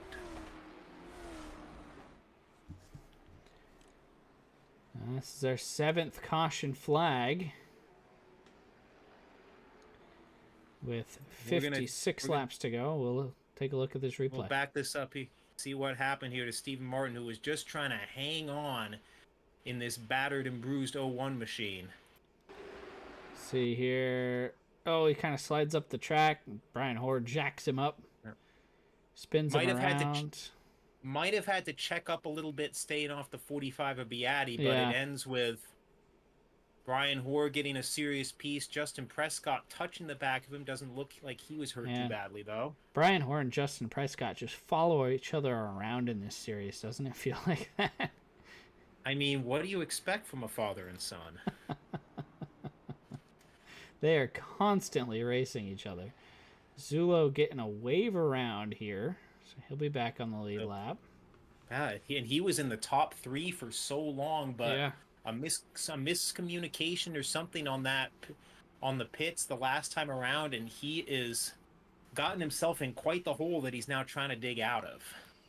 Yeah, tough break for him. You know, we've seen him have some pretty solid runs here in this series. Still a lot of time left. I mean, we've still got 56, 57 laps to go. So, I mean, we're in a spot where these guys still have a lot of racing to go. A lot of them have just come in and gotten new tires. So, you know, now you're just trying to work in those new tires, not get them worn out too quickly. You want to have something left so you can still, you know, make a charge in the last 10 laps.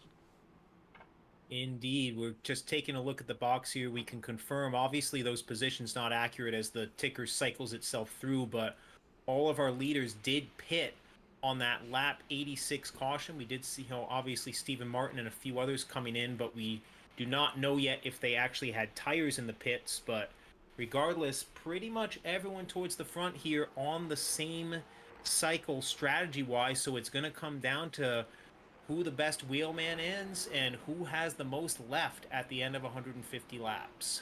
Yeah, absolutely, and we'll see. Reagan Parent taking that top again, but don't count out Caden Fisher. You get these cars side by side. I think we're in for a heck of a battle, and then you got Logan Powers, Richie Murray, a couple guys that have run top 5 all day long in second or in third and fourth. Here we go. And on the outside of row 3 and 4, Bob Elgin and Casey Beatty, our top point drivers, trying to get in the mix as well. And on the outside, it is again Reagan Parent getting the jump in that RKM setup shop number 17. Just Caden Fisher not able to do anything with the bottom, has to fall back in line. Behind him, Logan Powers, very much liking being on the outside in that restart. He takes third from Richie Murray. Yeah, absolutely. Powers taking the position away. We'll see. You know, Logan, I think, probably learned a lot of things on that last run where he was not able to stay with Parent and, you know, the guys up front, at the front of the field here. Yeah, I think that we're going to see a much stronger second stint from Logan Powers as this race goes on. I don't think we're going to see him fall 3.5 seconds back again like he did the first part. Indeed, he's got to know he's a veteran racer. He's had success in long distance races in the real world with the Myers Container Service Tiger Triple Crown at Thunder Road. He has a pretty good sense of when to lay back and when it's time to hit the button and go. As behind him, Kyle Willis was making that inside work earlier, but having trouble holding on now as the 45 Beatty passes him. The 77 of Andrew Hill trying to do the same on the outside. Yeah, I think what we're finding out here is that the tires, you know, when you've got new tires, they're just, the inside is not where you want to be, right? We're not seeing anybody able to make things happen. I think as these tires wear out, perhaps you can bring that inside to life a little bit. Kyle Willis. He's been trying to work that inside all day because just nobody else is there, and it's worked for him. But right now, everybody's got fresh rubber. I don't think that's going as well for him as it has for the first 100 laps of this thing. But then we'll just see how long it takes to go in, because we did get the caution like in that between that 75-100 lap window. So by the time this race ends, they are going to have 64 laps on the tires. Nick, do you think that's enough time for the inside to come back in and someone like Kyle Willis or even Brian Hoare back there in the 45 start to make some hay on that inside groove? I mean, that 100% depends on how hard the guys at the front are running. If they're saving, if everybody else is around you saving, then you have a chance to get the inside back, right? You're gonna have a tough time with it, right? If everybody's going all out right now, you're gonna see those tires wear out faster. Then you might see an opportunity open up, but it's tough to save in the last 50 laps of a race like this, right? Everybody wants to get themselves in a position where they can find their way to a win, a podium, a top 5, a top 10. Indeed, and while all that's happening, the 8 of Richie Murray putting a bit of a slide job on the 31 of Powers to take the 3rd spot back. We've seen Richie Murray work along the outside, but able to get a little aggressive and make the pass on the inside there. And Logan Powers is now under attack from our top 2 point drivers as they bang fenders off the corner, but everybody able to hang on to it. That was tight. We've talked about all night long how difficult it is to get off of the corners here at South Boston when you're running side by side. Just saw that right there. Logan Powers, Bob Eldred. Masterclass by both of those drivers to hold on to it. So we come around on lap 109. That is the battle for 4th position. Powers has it. Eldred trying to hold on, and I told you he's not out of the running until the race is over and the checkered flag flies. Casey Beatty making the move for the top 5 there on the outside. Indeed, Casey Beatty, he was the champion in the Walls Ford Platinum Series of 100-lap races at White Mountain this past season, so he's good in long-distance races, just in the real world even, and being the point leader in this series, he's good here too. Has gotten a couple of free passes and is just very methodically working his way back through up to the 5th spot, working over the 31 of Logan Powers now, who we thought was going to make a move forward, but really is more fighting for his life here as the laps start to wind down. Yeah, Powers just has not had, he's had a good car all night, top 5 run. He's been right up there all race long, but he just hasn't had the same stuff that Reagan Parent has had, that Caden Fisher is showing us now that he has. Those guys have really dominated, this race. And Logan Powers, he's been right there, but he hasn't been up to that extra notch, if you will. Indeed. Well, we've still got 35 laps to try and find a little something, but it's going to come down because now we're basically at the length of a weekly Saturday night feature or a Thursday night feature, as you will. And now it starts to shift from the guys who are good at the long run, who has something left to put it in overdrive and bring it home. And as we see back here also as well, the 16 of Dylan Zulo was so strong the whole race, but ran into some trouble and so far has only been able to work his way back up to the 12th position in that 16Z. Yeah, tough night for him. It was a good night, and it kind of went south as the outside started to become dominant here, and he just hasn't been as effective since then. You see him continuing to run the bottom here.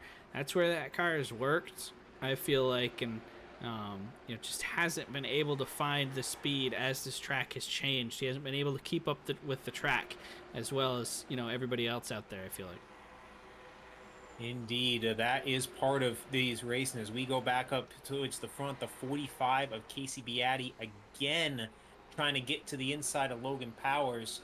We'll just update you quickly on our top 2. Caden Fisher right now is kind of holding steady about 0.6 to a little more than half a second behind Reagan Parent, so things have stabilized there.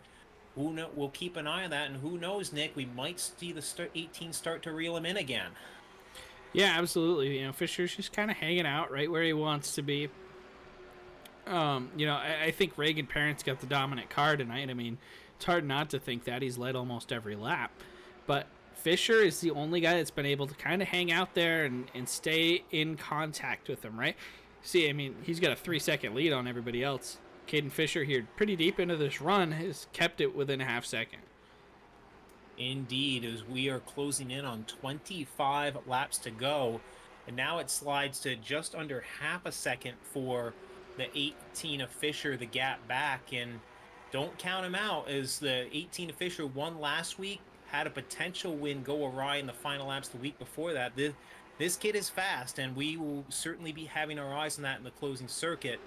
For now, though, the 35 of Beatty just trying to do everything he can to find his way around Powers, and Bob Eldred lagging a little bit in that 13 machine, but when the car is actually appearing on the track, hanging right with them in that 6th position. Yeah, I mean, I think right now we're seeing how big of a factor track position becomes in, the deeper you get into these runs. I mean, Logan Powers got a good car. We've talked about it. Casey Beatty, we think he's got a really good car. Haven't seen it a ton tonight, but you expect usually with Beatty, he's got, a top 3 car at worst. And, right here, he's just kind of stuck. I mean, he caught right up to Logan Powers, but now, I mean, there's no way to get on the inside lane and really make a move here without, just completely dive bombing. He's going to try to make this move, but the outside right now, as this race has continued on, just too dominant. And same with Bob Eldred here. I mean, he's got a good car. He's been, top 5, top 10 all day long, but there's just nowhere to go. It's as if there's a car on the inside lane. You're just not going to make a pass there unless you have a 2-to-1 better car than the guy that you're battling. Indeed, it's the whole thing, catching them one thing, passing them is another, and so far, as long as that outside continues to be the way around, we did see a couple drivers like Richie Murray and others trying the extreme outside line earlier in this race, and that might be what Casey Beatty ends up eventually having to do here, because the 31 of Powers is holding that true outside line pretty well. Yeah, for sure. I mean, as long as these guys hold the outside lane, I think it's going to be really tough for them to gain positions. We did see the 45 of Beatty take a little peek there and see if he could make that extreme outside line work.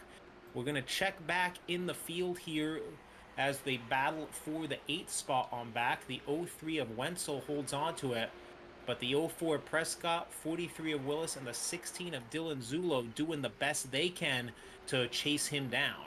And you look at your ticker there, Michael, 18 laps to go. Caden Fisher's starting to cut that lead. Let's maybe take a little ride from the cockpit of the 18 here. With pleasure, my man. We're going to go inside as they are in lap traffic now, and that's going to play a factor as well, as you see the 17 apparent trying to get to the inside of Kyler Davis in the 6. Not able to get the drive, and Fisher going to try and take advantage of that and reel him in. Yeah, Reagan's having to use the inside. Watch Caden. Watch when he gets down here. Puts those tires right on the paint. Gets underneath it. Uses that apron a little bit. That gives the car just a little bit of extra turn. You see Reagan Parent is not doing that. He's running up a little bit higher on the racetrack. Watch Fisher in 3 and 4. He's going to put kind of halfway down. Get that car so the left tires are on the apron. The right side tires are on the racetrack. There's a little bit of grip to be found right there on that yellow paint or on that apron if you get, half your left side's down there, and it's working for Caden. And look at this. He's plugging away and trying to make something happen. But the question is, what are you going to do when you catch the 17 car? How are you going to get around him? Indeed. The tires on the left side kind of reminds me, Nick, of watching Kyle Larson at North Wilkesboro last year in the All-Star race, trying to make it work, but both cars now clear of the traffic, and it looks like it may well be mano a mano here with 12 laps to go. Not seeing any other cars they're approaching right now, so it is in Caden Fisher's hands now. The gap about 35 100ths of a second. Can he find enough in what's soon to be 10 laps to go to steal this one away from the 17 of Reagan Parent? I mean, he's trying, right? Reagan Parent's had the dominant car of the day. He's led, I believe, almost every single lap in this thing. but Caden Fisher is the only guy that we've seen be able to kind of run him down. And I tell you, there's 10 laps to go. The longer the run goes on, we saw Caden get super strong there at the end of the last run, be able to work his way from 12th to 6th, gets up even further on pit road and through the restart.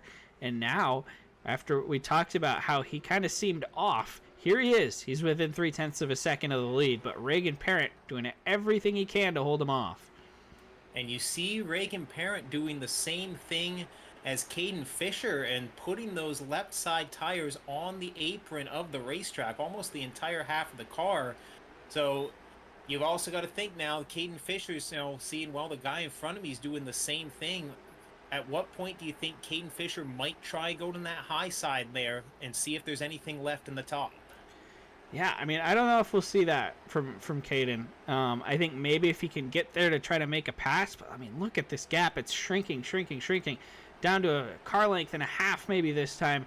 Fisher is really closing in, almost to the back bumper there. It's a half car length now as they come to 5 laps to go. Look at him right to the rear bumper. Will he try a bump and run on Reagan Parent? It's going to be a 2-man battle for the final 5 laps of this race. The SoBo shootout coming down to a duel. Indeed, the 17 and the 18, two of the young hot shoes of Northeast Racing. Reagan Parent trying to hold off Caden Fisher and keep him from going back to back. They are inside of 4 laps to go. Fisher is there. What can he do to find a way around? Is now 3 laps to go at South Boston Speedway. Well, Caden didn't get the tires down there. Is he trying to maybe look to the outside? He's losing ground now, though. Bad lap for Fisher. Car length back up to a car length. Look at Fisher, all 4 tires down below the yellow line that time.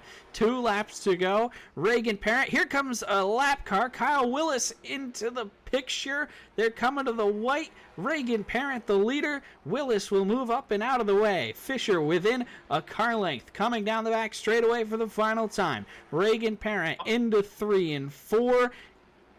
Making the move as Fisher can't get there. Reagan Parent's going to win the SoBo shootout. 150 laps complete, and it's Reagan Parent taking the checkered flag. What a dominating performance tonight, Michael. Dominating and then hanging on at the end for Reagan Parent, getting his first win of the season. Caden Fisher second. Richie Murray bringing it home, a strong third in the 8 machine. Reagan Parent worked for this one, was starting his burnouts, but had a car in the way. But now he is going to make some donuts in that 17, piloting the RKM setup shop machine to a hard-fought victory in the Goss Jeep SoBo shootout.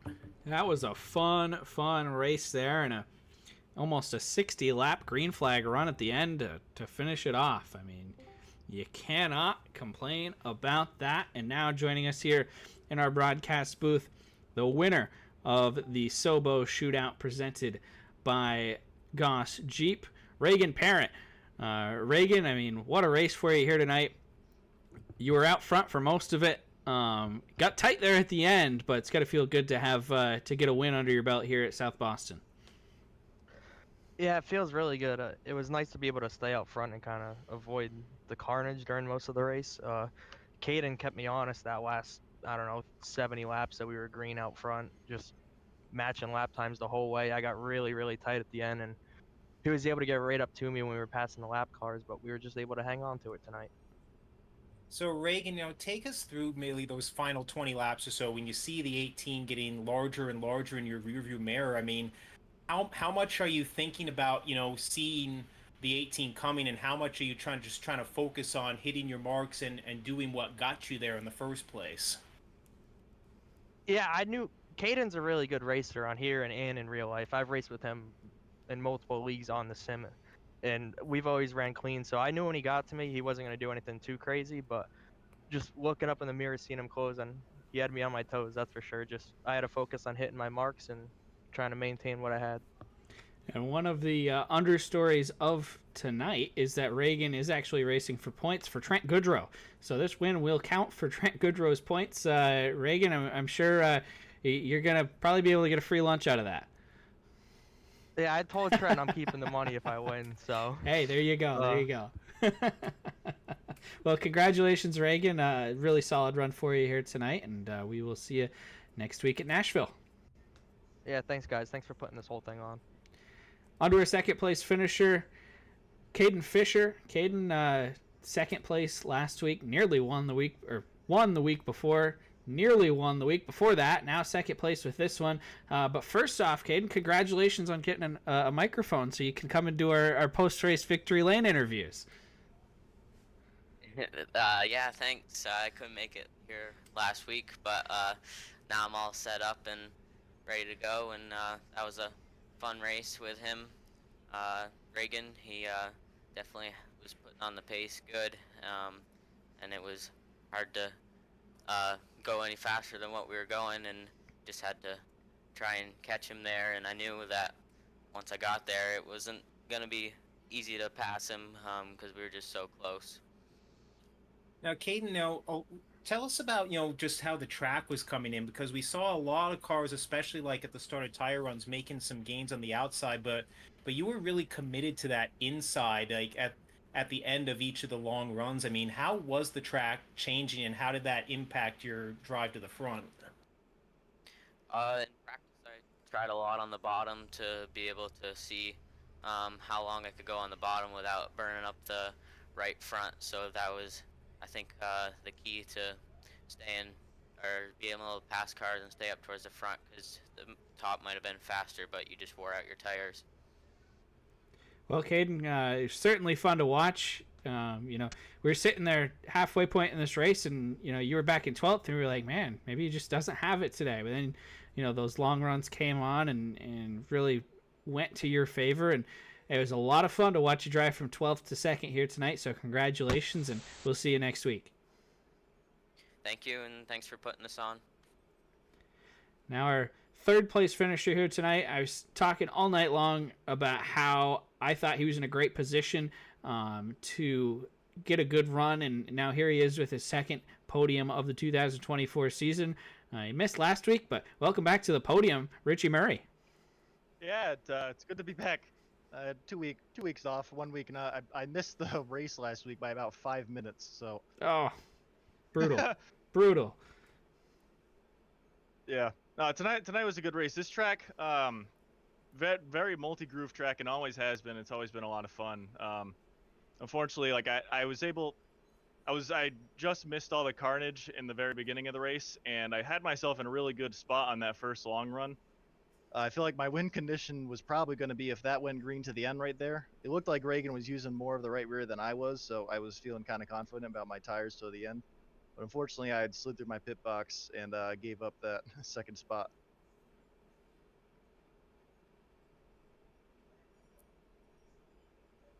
Oh, sorry about that, Richie, but I'm back now. So just, I mean, tell us then, if so you mentioned you slid through your pit box. I mean, what's the mentality from a driver when, obviously you felt like you had a shot, lose a little bit there. I mean, how much as a driver do you have to balance, trying to immediately get back what you got and still remember that there's a lot of time left in the race?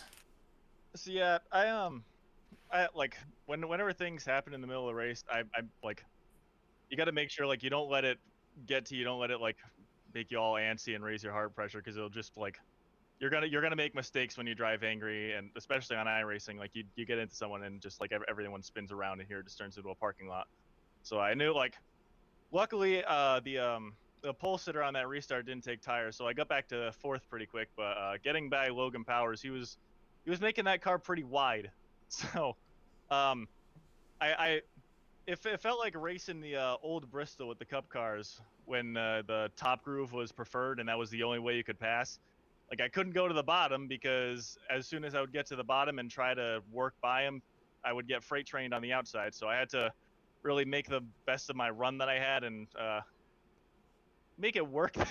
I felt like I raced him as clean as I could possibly race him without like messing everything up. Unfortunately, that's with the track all rubbered up like that, it's about the only way you could pass.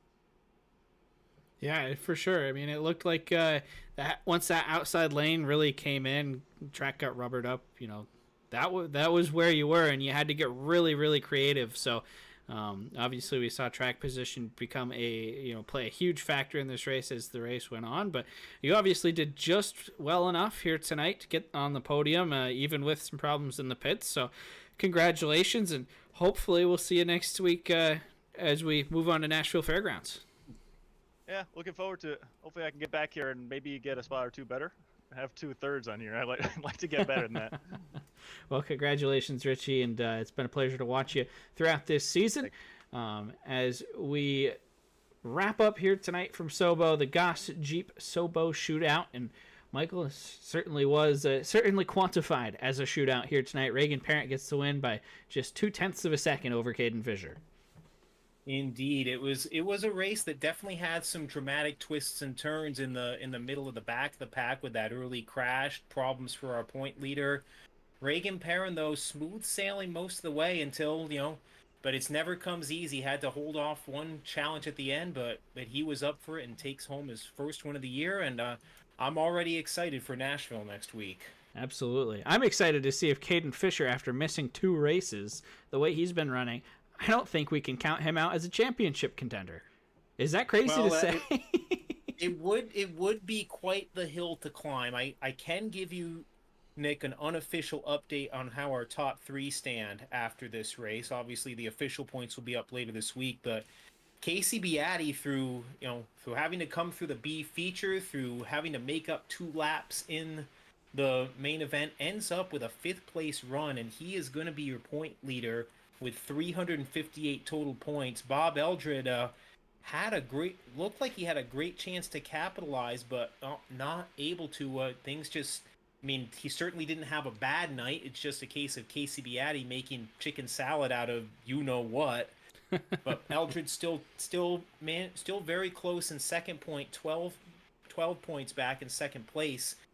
And it's shaping up to be a different kind of 3-man battle, Nick, because Trent Goodrow entered the night 51 points back, but Reagan Parent earning the maximum points for him, winning the heat, winning the feature, unofficially cuts the gap for him to 30 points with 3 races to go. So now that's a sub driver. Yeah, that's quite a sub driver. Don't count out the right 31 there. when he comes back for these final 3 events. Yeah. Well, it's going to be interesting to watch next week. Same time, different place. We are headed to Nashville Fairgrounds Speedway. That one should be a lot of fun. We saw an old, worn-out racetrack tonight. Track position was paramount. Tough for these guys to pass. Tough on tires. It's going to be more of the same next week. The old, worn-out surface, the bumpy surface of Nashville Fairgrounds Speedway on a bigger overall track size than South Boston. You've got the banking coming into play. I can't wait for next week, man. That's going to be such a fun race. Oh man, I love just watching Nashville when the real cars are on it, and if it's anything as good in the iRacing world as it is in the real world, we are going to be in a heck of a show, and that's another case, Nick, of it's like a virtual bucket list of the tracks that ACT hasn't raced on in real life, may not ever get the chance to, but thanks to the power of iRacing, you can experience them here as part of the iACT tour, and I am really excited about seeing what our drivers can do on those high banks. Well, be sure to tune in to that one next week, 8 o'clock, right here on the ACT YouTube page. But for now, that's all we got. Thank you to Goss Cars, Goss Jeep, and RKM Setup Shop for helping put on tonight's event. Michael, thank you for being here once again. Justin Prescott, huge shout out to him for being the mastermind, setting this whole thing up each and every week. But for Michael, I am Nick Mumley. Have a good night, everybody. We'll see you next week from Nashville Fairgrounds Speedway. Have a good night, everybody.